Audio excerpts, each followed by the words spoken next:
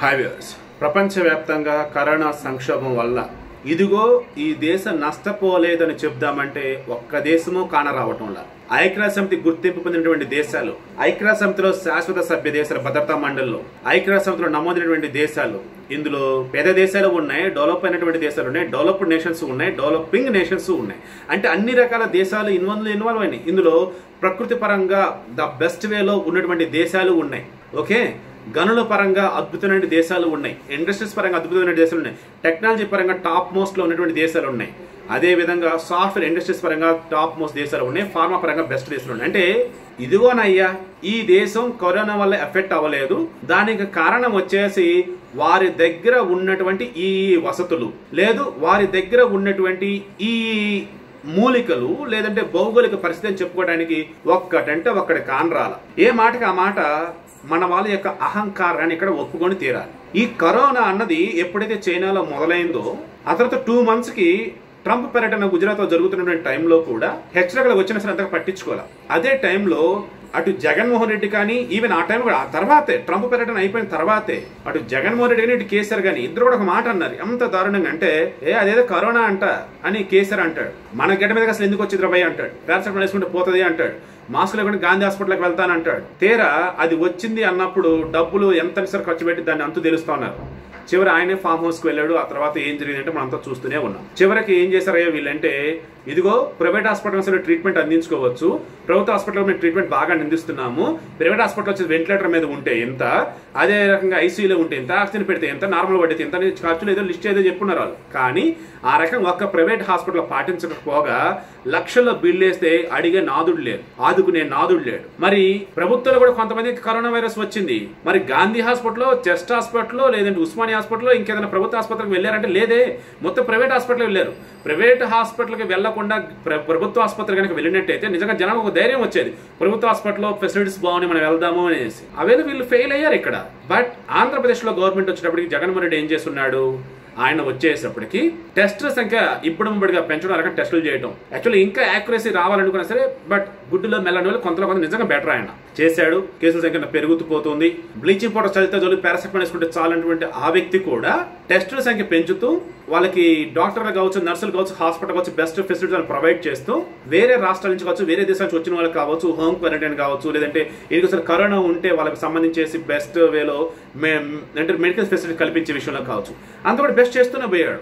ఈ వేలో చివరికి వీళ్ళు రియలైజ్ అయిందేంటి, కరోనా మహమ్మారిని మనం ఎదిరించాల్సిందన్నది అయితే రియలైజ్ అయ్యారు వీళ్ళు. తెలంగాణ ముఖ్యమంత్రి కేసీఆర్ అయినా, ఆంధ్రప్రదేశ్ ముఖ్యమంత్రి జగన్మోహన్ రెడ్డి అయినా. కానీ కేసీఆర్ ఇప్పటికే ప్రజలకి సంబంధించేసి యూజ్ అయ్యే విధంగా, అంటే ద బెస్ట్ వేలో ధైర్యం ఇచ్చే విధంగా ఆయన ఇప్పటికే మాట్లాడుతున్న సందర్భాలు వేరే మాట్లాడుతూ డైవర్ట్ చేస్తున్నారు తప్ప, తెలంగాణలో కేసులు ఎప్పుడుగా పెరిగిపోతుంటే ఇప్పటికి కూడా కరోనా ఎవరికైనా వచ్చిందంటే ప్రభుత్వమే పూర్తి ట్రీట్మెంట్ అందిస్తున్నటువంటి భరోసా ఇవ్వటం లేదనమాట. సో ఈ వేళ చూస్తూ ఉన్నప్పుడు ప్రపంచవ్యాప్తంగా ఆయా దేశాలు కావచ్చు, ఆయా దేశంలో రాష్ట్రాలు కావచ్చు, మిగతా ప్రాంతాలు కావచ్చు, అన్ని కూడా అల్లకల్లోలం అయిపోతూ ఉన్నాయి. ఈ వేళ చూసుకుంటూ ఉన్నప్పుడు మ్యానుఫ్యాక్చరింగ్ ఇండస్ట్రీ కావచ్చు, టూరిజం ఇండస్ట్రీ కావచ్చు, హాస్పిటాలిటీ ఇండస్ట్రీ కావచ్చు, ఈవెన్ నార్మల్ హాస్పిటల్స్ కావచ్చు, అదే విధంగా మిగతా ఇండస్ట్రీస్ ఏవైతే ఉంటాయో micro, small and medium scale enterprises, MSME sector కావచ్చు, ఇవి కావచ్చు, ఇంక్లూడ్ అగ్రికల్చర్ ఆల్సో. ఎఫెక్ట్ అన్ని రంగాల మీద పడిపోయిందండి. ఆల్రెడీ ఇప్పటికే 1 కోటికి పైగా పాజిటివ్ కేసులు, లక్షల్లో మరణాలు.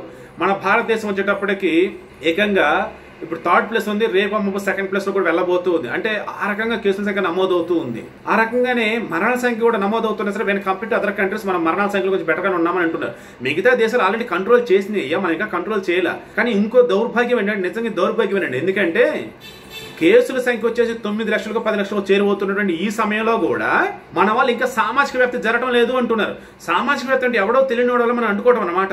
అది గనక జరిగితే ఇంకా లక్షల్లో పెరిగిపోతాయి కేసులు. 135 కోట్ల మంది ఉన్నటువంటి జనాభాలో ఇప్పుడు వచ్చి చాలా తక్కువ అని అంటూ ఉన్నారు తప్ప, అయ్యా నాయన అవి అసలు రాకుండా ఆపడం ఎలాగన్నది మీరు ఆలోచించారంటే, అబ్బే మేము ఆలోచించి బాగానే చేస్తున్నామండి అంటారు. సో ఇప్పుడు ఇదంతా ఎందుకు చెప్తూ ఉన్నానంటే అండి, ప్రపంచవ్యాప్తంగా చూసుకుంటూ ఉన్నప్పుడు +1 అని ఒక రీసెర్చ్ ఆర్గనైజేషన్ వాళ్ళు రీసెర్చ్ చేస్తే ప్రపంచవ్యాప్తంగా అక్షరాల 14,70,00,000 మందికి ఉద్యోగాలు పోయినాయి.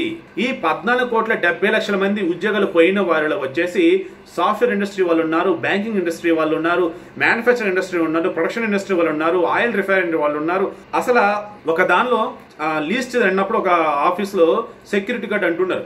ఆ సెక్యూరిటీ గార్డు లేదా ఆఫీస్ బాయ్ అక్కడ నుంచి టాప్ మోస్ట్ అన్నప్పుడు మేనేజింగ్ డైరెక్టర్, చైర్మన్ లేదంటే CEO చెప్పుకుంటూ ఉంటారు. అక్కడ వరకు కూడా చాలా మంది ఉద్యోగాలు పోయినాయండి. ఈవేళ చూసుకుంటూ ఉన్నప్పుడు ప్రపంచవ్యాప్తంగా చూస్తే 3.8 ట్రిలియన్ల ఉత్పత్తి యజమానులకి నష్టం వాటిల్లింది. ఒకసారి ఆలోచించండి, ఎన్ని వందల వేల కోట్లు దాదాపు యజమానులు నష్టపోయారు ఏంటో. తర్వాత ఈ సిడ్నీ యూనివర్సిటీ వాళ్ళ రీసెర్చ్ ప్రకారం చెప్తుంది ఏంటంటే ముఖ్యంగా తయారీ రంగం అంటే మ్యానుఫ్యాక్చరింగ్, తర్వాత పర్యాటక రంగం, టూరిజం దా నేను చెప్పినట్టు, and one more thing travelling. ఒక దేశం నుంచి ఒక దేశానికి, ఒక రాష్ట్రం నుంచి ఇంకో రాష్ట్రానికి ఈవేళ చూసుకుంటూ ఉన్నప్పుడు అంతర్జాతీయంగా ఈ రోజు ఎన్నో విమానాలు షెడ్కే పరిమితమై ఉన్నాయి. దీని షెడ్ అనకూడదేమోలే, ఎయిర్పోర్ట్ గా పరిమితం అయిపోయినాయి అనుకుందాం. మామూలుగా మనం బళ్ళు అనుకోండి షెడ్, గ్యారేజ్, డిపో అంటూ ఉంటాం. బట్ ఎయిర్పోర్ట్ కదా, సారీ ఎయిర్ప్లేన్స్ కదా గౌరవం ఇద్దాం. సో ఎయిర్పోర్ట్ గా పరిమితం అయిపోయి ఉన్నాయి. వాటి మెయింటెనెన్స్ ఎలా, ఆ ఏమంటారు ఎయిర్ ట్రావెల్ సంబంధించి ఉంటాయి కదా ఏజెన్సీస్, వాటిలో పనిచేసే జీతాలు ఎలాగా, ఈ పైలట్లకు జీతాలు ఎలాగా, ఎయిర్ హోస్టెస్ జీతాలు ఎలాగా, ఎయిర్లైన్స్ సంస్థలు వచ్చి వాటికి లాభాల సంగతి పక్కన పెట్టండి. ఉద్యోగులు జీతాలు ఇచ్చుకోవాలంటే అప్పులు నుంచి ఎక్కడి నుంచి తీసుకొచ్చేస్తారు, ఎవరు ఎలా అడ్జస్ట్ చేసుకుంటూ పోవాలి మరి వాళ్ళ సిచ్యువేషన్స్ ఏంటి ఒకసారి ఆలోచించండి. సో ఈవేళ మెయిన్ గా ఈ తయారీ రంగం, పర్యాటక రంగం, రవాణా రంగం తీవ్రంగా నష్టపోయినట్టు ఎటువంటి సందేహం లేదు. తర్వాత ఒక దేశం నుంచి ఇంకో దేశానికి అన్నప్పుడు కార్గో ఫ్లైట్స్ ఉంటాయి, ఎమర్జెన్సీ అన్నవి ఏమైనా ఉంటే వాటి ద్వారా కార్గో ఫ్లైట్స్ ద్వారా వస్తూ ఉంటాయి. కానీ బల్క్ లో ఎక్స్పోర్ట్ చేయాలన్నా ఇంపోర్ట్ చేసుకోవాలన్నా షిప్పుల ద్వారానే అవుతుంది. షిప్పుల దగ్గర కూడా ఒక దేశం నుంచి ఇంకో దేశానికి వద్దు అనుకునేటప్పటికి ఏమైందంటే ఎక్కడ ఉత్పత్తులు అక్కడే నిలిచిపోయాయి. దీనితో రా మెటీరియల్ వేరే దేశం నుంచి ఈ దేశానికి రావాలి అంటే అక్కడ వాళ్ళు ఎక్స్పోర్ట్ చేయాలా, ఎక్స్పోర్ట్ చేసే సిచ్యువేషన్ అక్కడ లేదు. ఇక్కడ ఇంపోర్ట్ చేసుకుంటే అక్కడి నుంచి ఎక్స్పోర్ట్ చేస్తే ఇక్కడ ఇంపోర్ట్ చేసుకోవాలి. ఇంపోర్ట్ చేసుకుంటే తప్పటి ఇక్కడ రా మెటీరియల్ సెటప్ దాన్ని సెమీ ఫిక్స్డ్ గ్రూప్ గా తయారు చేయలేరు, ఫ్యూచర్ ప్రొడక్ట్ తయారు చేయలేరు. సో మ్యానుఫ్యాక్చరింగ్ సెక్టర్ అనేది ఎంత దారుణంగా నష్టపోయిందంటే ఇప్పుడు వాళ్ళు చెప్తూ ఉన్నారు ప్రొడక్షన్ వైజ్ చూసుకుంటేనే $2.1 ట్రిలియన్ ఆదాయం అన్నది నష్టపోవడం జరిగింది ప్రపంచవ్యాప్తంగా అనేసి. నాకు తెలిసి ఈ సంఖ్య తక్కువ అనిపిస్తూ ఉంది నాకు. నేను అనుకుంటే ఇంకా ఎక్కువే ఉండొచ్చు, అది త్వరలో తెలుస్తుంది ఎంత ఏంటనేసి. ఎందుకంటే వేల లక్షల కోట్లు దాదాపు ఈ ప్రపంచవ్యాప్తమైనటువంటి ఏమంటారు ఫ్యాక్టరీ యజమానులు కావచ్చు, లేదంటే కొన్ని ఇన్స్టిట్యూషన్స్ యొక్క వాళ్ళు కావచ్చు, అంతా నష్టపోతూ ఉన్నారు. చివరికి టీచర్లకి జీతాలు ఇవ్వలేకపోతే స్కూల్స్, ఆ టీచర్లు ఏం చేయాలో తెలియక కాయగూరలు అమ్ముకునే వాళ్ళు, రోడ్డు మీద వచ్చేసి ఏదైనా చిల్లర కొట్టు లాంటి పెట్టుకుని బతికేటోళ్ళు, దోశలు వేసుకుని బతికేటోళ్ళు ఎంతమందిని మనం ఈ మధ్యకాలంలో చూస్తే ఒకసారి మీరు ఆలోచించండి. ఈ వేళ చూస్తూ ఉన్నప్పుడు ప్రపంచవ్యాప్తంగా మీరు అన్ని కూడా ఈ రకంగా ఇవే చెప్తున్నారు నష్టాలు అనేసి. మంచిది ఏదైనా చెప్పండి సార్ అని మీరు కనుక అన్నట్టయితే ఇక్కడ కూడా మంచి చెప్తా. ఈ గంగా నదిని శుభ్రపరిచే ప్రాజెక్ట్ ఏదైతే ఉందో నమామి గంగా, ఐ థింక్ సో, దానికి కొన్ని వేల కోట్లు కేటాయించారు. ఓ అబ్బా ఎంతో ఖర్చు పెట్టున్నారు. ఉత్తరాఖండ్ దగ్గర నుంచి మొదలుకుంటే ఈ ఉత్తరప్రదేశ్ ఏంటి ఆ దిగువ భాగం సముద్రంలో కలిసే వరకండి డబ్బు విచ్చవిడిగా ఖర్చు పెట్టినా సరే ఏమి శుద్ధి చేయలేపారు. కానీ ఈ కరోనా వల్ల ఫ్యాక్టరీలన్నీ బంద్ ఉండటం, జనాలు వచ్చేసరికి గుళ్ళు గోపురాలకి ఎక్కడ వెళ్లకుండా ఎక్కడ వాళ్ళు అక్కడే ఉండటం, అదేవిధంగా దహన సంస్కరణలు ఇవన్నీ కూడా ఎవరి ఊర్లో వారిలే చేసుకుంటూ ఉండటంతో గంగా నది ద బెస్ట్ వేలో క్లీన్ అయిపోయింది. ఏదైతే తాజ్ మహల్ ఒడ్డున తాజ్ మహల్ పక్క నుంచి వెళ్తూ ఉంటుంది యమునా నది, అది బ్రహ్మాండంగా ఉంది. పొల్యూషన్ అన్నది చాలా చాలా చాలా వరకు కంట్రోల్ అయిపోయింది, చాలా చాలా వరకు తగ్గిపోయింది. సో ఏదన్నా ఈ కరోనా వైరస్ వల్ల ఈ ప్రపంచం జరిగిన మంచి ఏదన్నా ఉంది అంటే పొల్యూషన్ అనేది కంట్రోల్ అయింది.